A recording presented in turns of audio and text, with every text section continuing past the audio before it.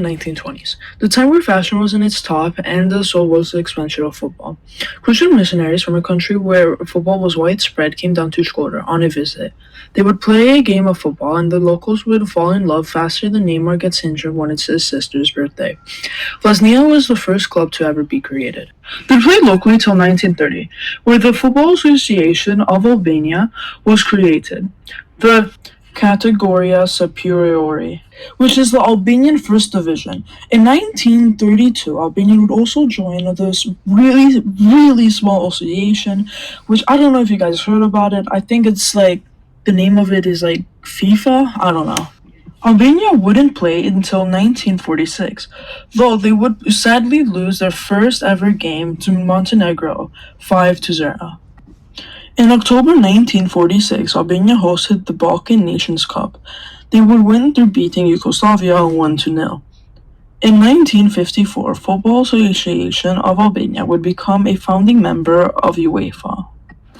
Albania would play in the 1964 Euros. Albania would hit their golden age as they would somehow make it to the round of 16. They would also finish top 10 in Europe. Albania's soccer league was also being dominated by Dinamo Tirana, KF Tirana, and Partizani Tirana, all three of them being in Tirana. This also showed how dominant teams in Tirana really are. In 1980s, Michael Jackson beat it, and KF Tirana would enter their prime, as they would qualify for the European Cup round of 16 in the 1982-83 season. They would beat Lindenfield on away goals. They then would play Dynamo Kiev. They withdrew that game. Wait, you must ask, why? Well, because of political issues. In 1984, it was a big year for France, as they would win their first ever Euros. It was also a big year for the Albanian U21s. Albania would qualify for the 1984 European U21s Football Championship, basically the 1984 Euros but for U21s. Albania were put in a super hard group. They would be in a group with West Germany, Austria, and Turkey. Now, you would think that Albania would finish last, but no, this is Albania we're talking about. They would finish first, not even losing a game. Albania then would go to the quarterfinals where they would face off against Italy. They would lose both legs 1-0.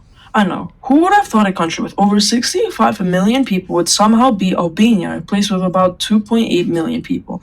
England would end up winning the whole thing. The mid-2000s was a big time for gaming and for Albania too. A home game draw versus Switzerland was a poor start, but trust me, it'll get better. We would get a game versus Russia where we would win. Oh, wait, no. Actually, I forgot. This is Albania, not France. Silly me. We would lose 4-1. Our manager, Gusip Ndasana, would get sacked, and FC Kaiserslautern legend Hans-Peter Bridgel would join. Albania would play versus Russia in the Luri Borigi Stadium. A 3-1 win would come, but it would not end there. Albania would go undefeated, but they would still somehow not qualify. Albania would play versus Greece and somehow beat them 2-1, thanks to goals from Envin Martin and Adrian Algi. Later, Albania beat Georgia 3-2. After that, they beat Kazakhstan 0-1, and then they would beat them again 2-1. After all that, the 2014-2016 seasons would come. Albania were in a golden age. Albania would put in really hard groups, meaning they would have to fight for their spot. It all started in September. In a big game versus Portugal away from home, a great goal from Bikem Baji meant the score would end 1-0. A win for Albania. Albania's next game was against Denmark, home in the Aspian Arena. The game would end 1-1, thanks to a goal from Amir Lashiani in the 38th minute and Lasid Vibe in the 81st minute.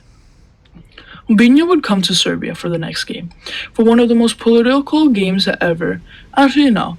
North Korea versus South Korea, FIFA World Cup Qatar 2022 qualifier, was probably the most political game ever. The match was abandoned in the 42nd minute after several on and off the field incidents.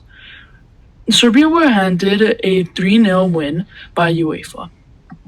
At this time, several people were saying that Serbia were the people who forfeited the match, and Albania should have gotten through the 3 points. UEFA upheld the issue, and this would go to the Court of Appreciation for Sport. On July 10, 2015, the Court of Appeal for Sport rejected the appeal filed by the Serbian FA and upheld in part the appeal filed for the Albanian FA, meaning the match deemed to have been forfeited by Serbia, and that meant that Albania would end up getting the 3 points. Then Albania would play versus Armenia, and Albania would get a 2-0 win, thanks to goals from Merhim Mavraj and Skajan Gashi. Lorek Kanada would also become the most capped Albanian player, overtaking Hangover Sheer 96 legend Alin Lala.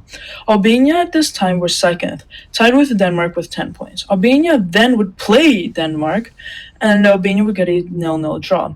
After that, Penaldo would come to Albania and would sadly win, thanks to a goal from Manuel Velsuso. Serbia was now coming to Albania, and everyone knew that this game was going to be crazy. The Ispan Arena, the stadium that the game was going to be played in, was filling up faster than Turtle Man is to reject Real Madrid to stay at PSG for that Qatar oil money. Albania would somehow lose their game against Serbia, 2-0. But it was okay, because Denmark also lost their game against Penaldo. This meant that we just had to beat Armenia to qualify for the Euros. And we would. 3-0 in fact. Albania would qualify in the Euros and were put in the Group A. In the Euros, the country knew that making it to the round of 16 was going to be impossible. Why we thought this was because our group was really hard. We had France, Romania, and Switzerland. And they were right. We would finish third, but that was still pretty good because we would somehow win and get a goal against Romania.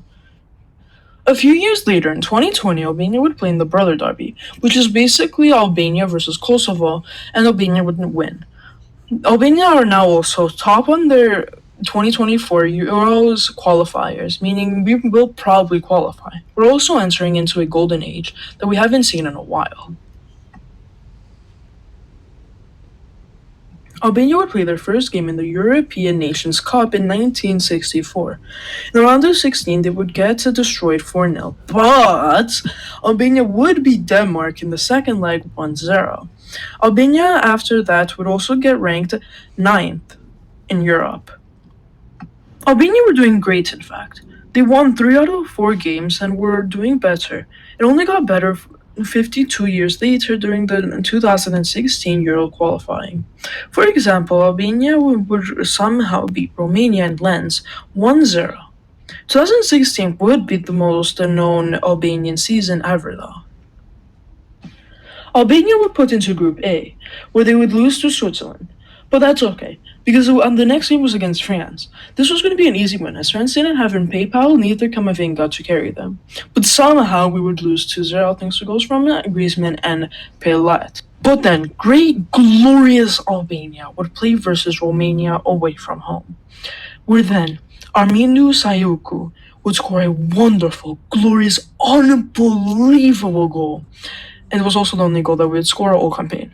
We would end up 3rd place. We would also play in the 3rd place group, but we would finish last. In the 1964 Summer Olympics, Albania would qualify for the Summer Olympics for the first and last time. Albania would play against Bulgaria, where they would sadly lose 1-0. Yay! World Cup qualifiers, my favorite, filled with drama and literally not qualifying for some weird reason. Oh yeah, and Albania. Albania have never qualified but have gotten close. After not qualifying for the 1934 World Cup, 1938, neither the 1950, also not the 1954, not the 1958, not the 1962 either, well, not the 1966 either, 1970, I don't think we even got close. 1982, I don't know if that year even existed. 1986, actually, in that World Cup, they would actually do super good. We would beat Greece, and Albania would also follow that up with a 3-1 loss to Belgium. But that isn't that bad, because we would then face off against Poland in Poland. I feel like the Albanian national team is always playing against Poland for some goddamn reason. Like, why can't we never get a break from those Pagoli-eating people? Remember when I said that Belgium beat us? 3-1? Well, we kinda came back and gave them a nice little friendly slap. We beat them 2-0 thanks to goals from Mirel Josa and Alberlan Matija. I don't know if I pronounced those right, but I hope I did. We would barely not qualify though because of those damn Belgians when they beat us 3-1. By the way, did you know that in Belgium there's over 60,000 Albanians? That's like more people than live in Wyoming and Montana. After all of that, Albania kind of never really got close to qualifying for the World Cup, which is just sad to be honest.